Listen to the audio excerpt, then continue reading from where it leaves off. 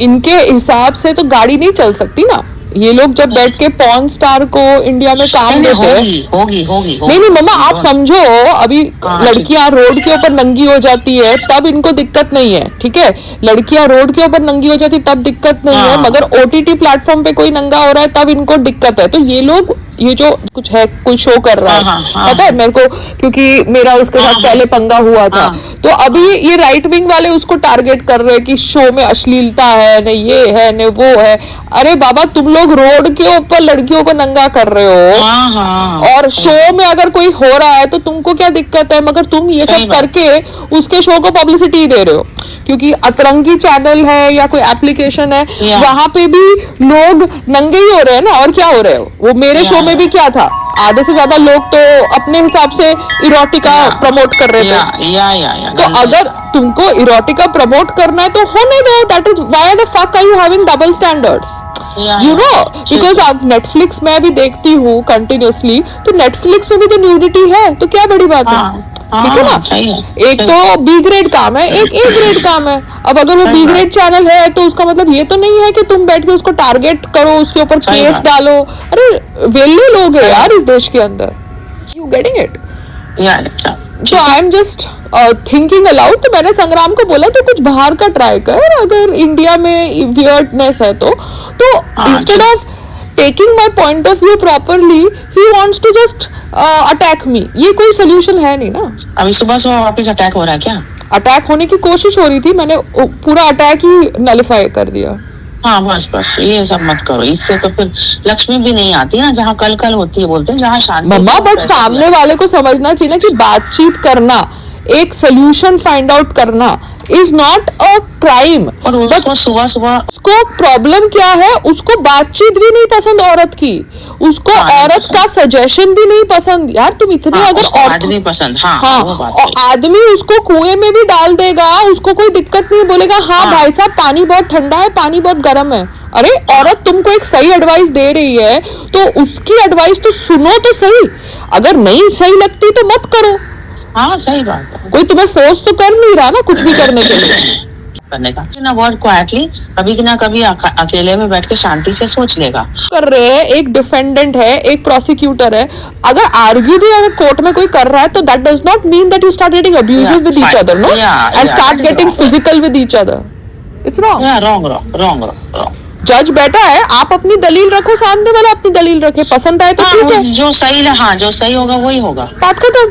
आप अब्यूसिव तो नहीं हो सकते ना कोर्ट के अंदर, कोर्ट जज आपको उठा के फेंक देगा बाहर।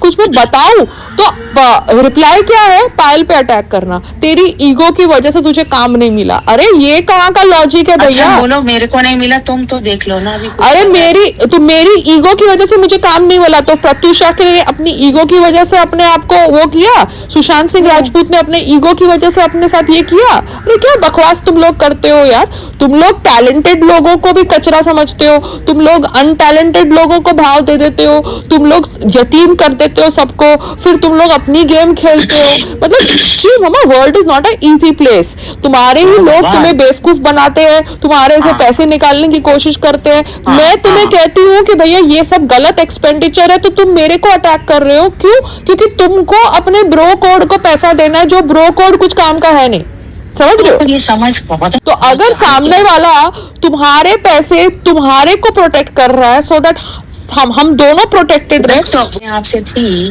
काम कर रही थी तो तू बचा पाई, तू घर ले सब कर पाई। मैंने तो घर लिया ना, मैंने तो समीर बिल्डिंग लिया, चाहे कैसे भी लिया, उसके बाद ये भी लिया, मैंने तो अपने पैसे यूज किए ना।